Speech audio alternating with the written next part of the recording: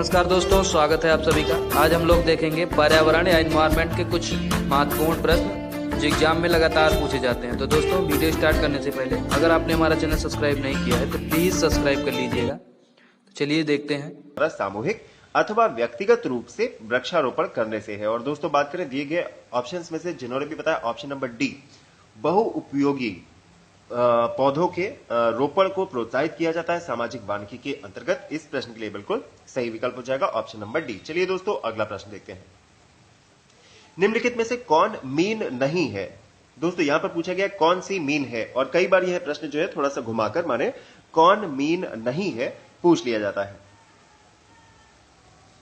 बात करें दोस्तों, ऑप्शन नंबर बी इस प्रश्न के लिए सही विकल्प हो जाएगा। फ्लाइंग फिश जो है यह समुद्री मछली का एक प्रकार होता है, और यह जो है पानी से हवा में छलांग लगा सकती है। यह मछली पानी से हवा में छलांग लगा सकती है, इसी कारण इसका नाम जो है फ्लाइंग फिश होता है। बात करें दोस्तों अगर हम ऑप्शन नंबर डी की कटल फिश, तो कटल फिश एक प्रकार का मोलस्का संघ का जीव है। सिल्वर फिश की बात करें दोस्तों, तो सिल्वर फिश जो है एक प्रकार का कीट है जो पुरानी किताबों में पाया जाता है। आप लोग देखते होंगे सिल्वर कलर का एक छोटा सा कीट होता है, वो हमारी किताबों में पाया जाता है, जिसे हम कहते हैं सिल्वर फिश। और ऑप्शन नंबर ए की बात करें तो दोस्तों क्रे फिश स्वच्छ जल में पाया जाने वाला केकड़ा होता है। तो ऑप्शन नंबर बी इस प्रश्न के लिए बिल्कुल सही विकल्प है। अगला प्रश्न, विश्व की सबसे गहरी झील कौन सी है? तो दोस्तों, सबसे ऊंचा, सबसे गहरा, इस प्रकार के प्रश्न अक्सर पूछ लिए जाते हैं। झील का प्रश्न यह कई बार पूछा जा चुका है। ऑप्शन नंबर सी इस प्रश्न के लिए बिल्कुल राइट ऑप्शन हो जाएगा। वैकाल झील जो है विश्व की सबसे गहरी और विशाल झील है। ऑप्शन नंबर सी इस प्रश्न के लिए बिल्कुल सही विकल्प हो जाएगा। गहराई कितनी है दोस्तों? तो 1642 मीटर जो है इसकी गहराई है। 16.42 मीटर इसकी गहराई है। चलिए दोस्तों, अगला प्रश्न, 1642 माने 1.6 किलोमीटर लगभग इसकी गहराई हो जाएगी। चलिए दोस्तों, अगला प्रश्न, हड़प्पा संस्कृति की उत्तरी सीमा का निर्धारण दिए गए विकल्पों में से किसके द्वारा कौन करता है? जी, हड़प्पा संस्कृति की उत्तरी सीमा पर मांडा नामक हड़प्पीय स्थल स्थित है, और यही जो है वो उत्तरी सीमा का निर्धारण करता है। ऑप्शन नंबर बी इस प्रश्न के लिए बिल्कुल सही विकल्प हो जाएगा। चलिए दोस्तों, अगला प्रश्न, निम्नांकित शासकों में आगरा को जिसने राजधानी बनाया वह कौन था? तो दोस्तों, कई बार रिपीटेड क्वेश्चन है, किस शासक के द्वारा आगरा को अपनी राजधानी बनाया गया था? जी दोस्तों, बात करें तो लोधी शासक, लोधी वंश के शासक सिकंदर लोधी ने आगरा को राजधानी बनाया था। और ऑप्शन नंबर बी इस प्रश्न के लिए जिन्होंने भी बताया बिल्कुल सही विकल्प हो जाएगा। चलिए दोस्तों, अगला प्रश्न, सन 1939 में निम्नलिखित में से कौन व्यक्ति All India States peoples Conference का अध्यक्ष था? तो दोस्तों, All India States peoples Conference का अध्यक्ष, बात हो रही है वर्ष 1939 की। जी, 1939 में all India States peoples Conference का अध्यक्ष जो हमारे पहले प्रधानमंत्री थे Pandit Jawaharlal Nehru. Option number B इस प्रश्न के लिए बिल्कुल सही विकल्प हो जाएगा। चलिए दोस्तों, अगला प्रश्न देख लेते हैं। भूदान आंदोलन के प्रवर्तक कौन है?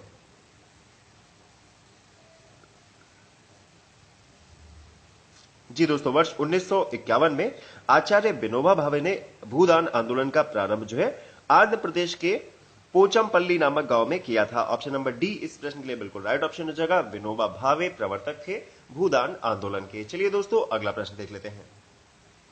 नमक सत्याग्रह के दौरान गांधी जी के गिरफ्तार हो जाने पर आंदोलन के नेतृत्व का भार जिसने संभाला उनका नाम क्या था?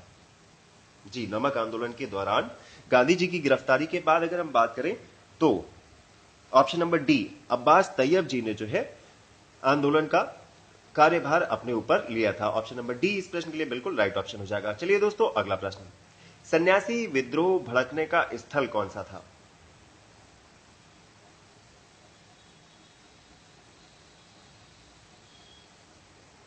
दोस्तों, बात है पुरानी, और उस समय जो सन्यासी लोग थे तीर्थ यात्रा पर लगे करों से असंतुष्ट थे, और ये लोग जो है शंकराचार्य के अनुयायी थे। और दोस्तों, शंकराचार्य के अनुयायी 10 संप्रदायों में बटे थे और उनके अलग अलग नाम थे, और इसका संबंध है तो सन्यासी विद्रोह का प्रमुख केंद्र जो था वो बंगाल था। ऑप्शन नंबर बी इस प्रश्न के लिए बिल्कुल राइट ऑप्शन हो जाएगा। सन्यासी विद्रोह भड़काने का जो प्रमुख स्थल बंगाल, और किस उद्देश्य से? तो दोस्तों, सन्यासियों की जो तीर्थ यात्रा थी उसके ऊपर जो है टैक्स लगाया जाता था, कर लगाया जाता था, जिसकी वजह से सन्यासियों में विद्रोह जो है भड़क गया। Option number B Bengal right option है। अगला प्रश्न, जिस वर्ष क्रिप्स मिशन भारत में आया था वह कौन सा वर्ष था?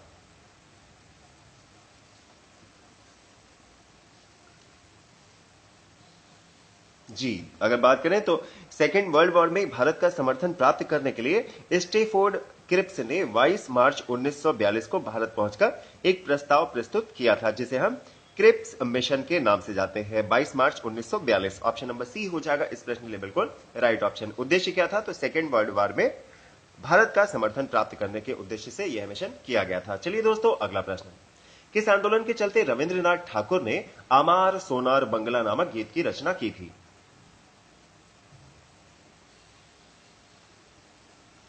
दोस्तों, बात करें 16 अक्टूबर 1905 के बंगाल विभाजन और उसकी प्रतिक्रिया में आरंभ स्वदेशी आंदोलन के दौरान रविंद्रनाथ टैगोर ने आमार सोनार बंगला गीत लिखा था। तो यहां से आपका ऑप्शन नंबर सी इस प्रश्न के लिए बिल्कुल राइट ऑप्शन हो जाएगा। आमार सोनार बांग्ला के बारे में दोस्तों एक विशेष बात यह भी है कि 1971 में बांग्लादेश का राष्ट्रीय गीत भी, राष्ट्रीय गान भी जो है वो बना था, आमार सोनार बांग्ला। चलिए दोस्तों, अगला प्रश्न, निम्नलिखित आंदोलनों को पूर्वापर क्रम मतलब आरोही क्रम में व्यवस्थित कीजिए। तो दोस्तों विचार करके बताएं कि कौन सा आंदोलन पहले घटित हुआ था और उसके बाद और तत्पश्चात कौन सा आंदोलन घटित हुआ था।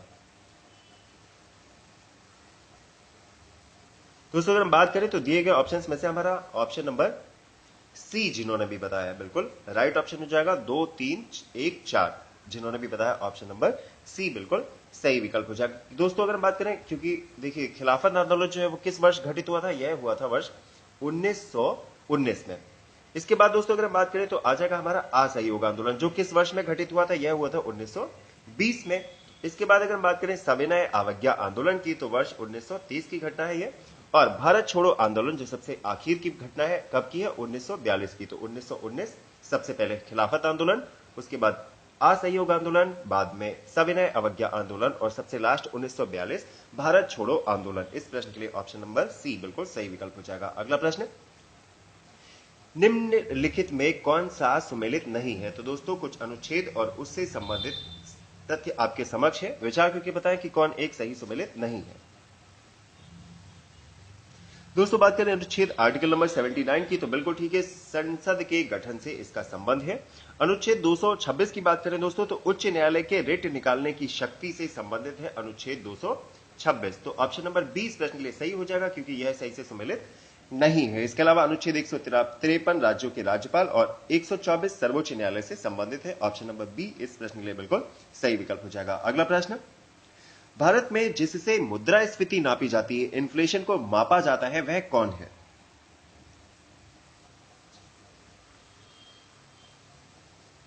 जी बिल्कुल ठीक है, भारत में मुद्रास्फीति का मूल्यांकन थोक मूल्य सूचकांक के द्वारा किया जाता है। ऑप्शन नंबर बी हो जाएगा इस प्रश्न के लिए बिल्कुल राइट ऑप्शन। अगला प्रश्न देखते हैं, माई कंट्री माई लाइफ पुस्तक के लेखक कौन है? जी बिल्कुल ठीक है, माई कंट्री माई लाइफ पुस्तक के लेखक जो है लाल कृष्ण आडवाणी की है आत्मकथा है। ऑप्शन नंबर सी इस प्रश्न के लिए जिन्होंने भी बताया बिल्कुल सही विकल्प हो जाएगा, लाल कृष्ण आडवाणी ऑप्शन सी। अगला प्रश्न, निम्नलिखित में से किसने मुगल सेना से सबसे अधिक राजपूत एवं मराठा सेनापतियों को रखा था?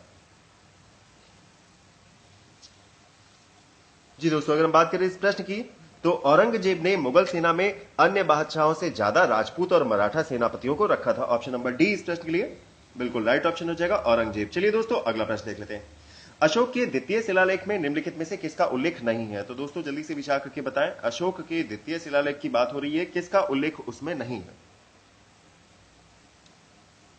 जी, सातवाहन का उल्लेख नहीं है, बिल्कुल ठीक है, ऑप्शन नंबर बी इस प्रश्न के लिए बिल्कुल सही विकल्प हो जाएगा, जिन्होंने भी बताया बिल्कुल सही विकल्प है। इसमें दोस्तों था क्या द्वितीय शिलालेख में? तो इसमें निम्नलिखित 5 राज्यों का उल्लेख था, कौन कौन से? चोल, चेरी, पांडे, सतीपुत्र और ताम्रपर्णी, तो इनका उल्लेख था। चलिए दोस्तों अगला प्रश्न, विदेशी राजा जिसने समुद्रगुप्त से अनुरोध किया था कि उसे भारत में बौद्ध विहार बनाने की अनुमति दी जाए, वह कौन था? जी, समुद्रगुप्त से अनुरोध किया था किसके लिए? भारत में बौद्ध विहार बनाने की अनुमति दी जाए।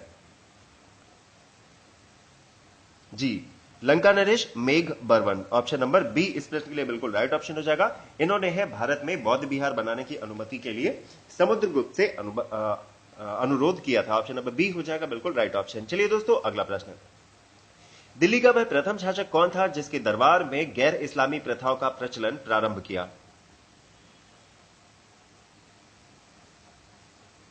बिल्कुल ठीक दोस्तों, अगर बात करें तो बलबन दिल्ली का वह प्रथम शासक था जिसने दरबार में गैर इस्लामी प्रथाओं का प्रचलन किया था। ऑप्शन नंबर ए इस प्रश्न के लिए बिल्कुल सही विकल्प हो जाएगा।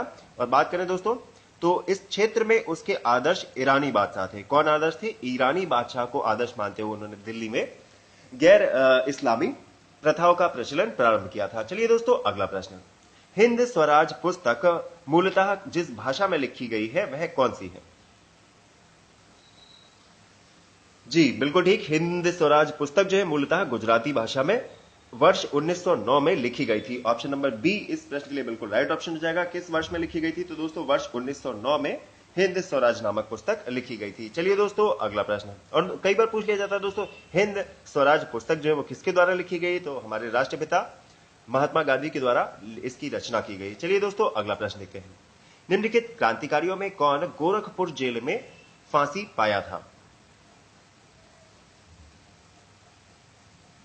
जी दोस्तों बात करें दोस्तों तो अगस्त 1925 को घटित काकोरी कांड में कुल 29 भारतीय क्रांतिकारी गिरफ्तार किए गए थे और इनमें अशफाक उल्लाह खां, रामप्रसाद बिस्मिल, राजेंद्र लाहिड़ी और रोशन सिंह जो थे वो प्रमुख थे और इन पर मुकदमा चलाकर इन्हें फांसी दे दी गई थी। और इसमें से दोस्तों अशफाक उल्लाह खां को फैजाबाद में दी गई थी, रामप्रसाद बिस्मिल को गोरखपुर में दी गई थी। तो हमारा प्रश्न है गोरखपुर से ही संबंधित, तो हमारा ऑप्शन नंबर डी इस प्रश्न के लिए राइट ऑप्शन हो जाएगा। राजेंद्र लाहिड़ी को दोस्तों गोंडा और रोशन सिंह को इलाहाबाद में फांसी दी गई थी। चलिए दोस्तों अगला प्रश्न देखते हैं, नीचे पत्रिकाओं की सूची दी गई है, उनमें से किसका संबंध एनी बेसेंट से था? तो विचार करके बताएं दोस्तों, दी गई पत्रिकाओं में से किसका संबंध एनी बेसेंट से था? दोस्तों अगर बात करें यंग इंडिया की तो यह जो है वो महात्मा गांधी की पत्रिका है। इसके अलावा न्यू इंडिया और कॉमनवेल्थ जो है यह दोनों ही पत्रिकाएं जो है संबंधित हो जाएंगी एनी बेसेंट से। ऑप्शन नंबर सी इस प्रश्न के लिए बिल्कुल राइट ऑप्शन हो जाएगा। चलिए दोस्तों अगला प्रश्न, वानर सेना और मंजरी सेना दिए गए विकल्पों में से किससे संबंधित है? बिल्कुल ठीक, वानर सेना और मंजरी सेना का संबंध सविनय अवज्ञा आंदोलन से है। ऑप्शन नंबर बी इस प्रश्न के लिए बिल्कुल सही हो जाएगा। और सविनय अवज्ञा आंदोलन दोस्तों तो यह 1930 का आंदोलन था। चलिए दोस्तों अगला प्रश्न, महात्मा गांधी के साथ चंपारण सत्याग्रह में भाग लेने वालों में से कौन कौन सम्मिलित थे?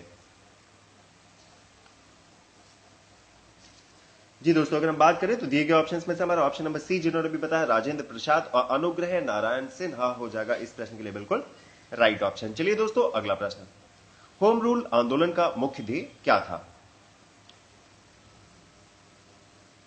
जी भारत में ब्रिटिश साम्राज्य के अंदर स्वशासन प्राप्त करना। ऑप्शन नंबर डी इस प्रश्न के लिए बिल्कुल राइट ऑप्शन हो जाएगा, स्वशासन होम रूल। तो आप यहां से कनेक्ट कर सकते हैं, ऑप्शन नंबर डी इस प्रश्न के लिए बिल्कुल राइट ऑप्शन हो जाएगा। चलिए दोस्तों अगला प्रश्न, दोस्तों कालानुक्रम में निम्नलिखित घटनाएं घटित हुई, तो जल्दी से विचार करके बताएं कि किस कालानुक्रम में कौन कौन सी घटनाएं घटित हुई थी। जी दोस्तों अगर हम बात करें तो जो सबसे पहले घटना घटित हुई थी दिए गए विकल्पों में से वह हो जाएगी हमारी चंपारण सत्याग्रह। कब हुई थी? 1917 में। इसके बाद की जो घटना है दोस्तों रॉलेट सत्याग्रह की, तो रॉलेट सत्याग्रह कब हुआ था? 1919 में रॉलेट सत्याग्रह हुआ। उसके बाद अगर बात करें दोस्तों तो जालियांवाला बाग हत्याकांड जो है वह भी 1919 की ही घटना है, मगर रॉलेट एक्ट जो है वो अप्रैल 1919 की घटना है और यह जो है घटना यह भी अप्रैल की है। तारीख में अंतर है मगर दोस्तों रॉलेट एक्ट 6 अप्रैल की घटना है जबकि 13 अप्रैल की घटना हो जाएगी जालियांवाला बाग हत्याकांड। तो बहुत ही क्लोज है मगर याद रखिएगा रॉलेट एक्ट पहले हुआ था, जालियांवाला बाग हत्याकांड जो है वो उसके 7 दिन के बाद हुआ था। और सबसे लास्ट घटना क्या हो जाएगी दोस्तों? चौरी चौरा घटना जो है वो 1922 की घटना है। तो उल्टा क्रम हो जाएगा, क्या हो जाएगा? DCBA। ऑप्शन नंबर सी इस प्रश्न के लिए बिल्कुल सही विकल्प हो जाएगा। चलिए दोस्तों अगला प्रश्न, national liberation federation of India किस प्रकार अस्तित्व में आया? National liberation federation of India, बिल्कुल ठीक, ऑप्शन नंबर बी। कांग्रेस में नरमपंथियों तथा उग्रवादियों में मतभेद के कारण national liberation federation of India जो है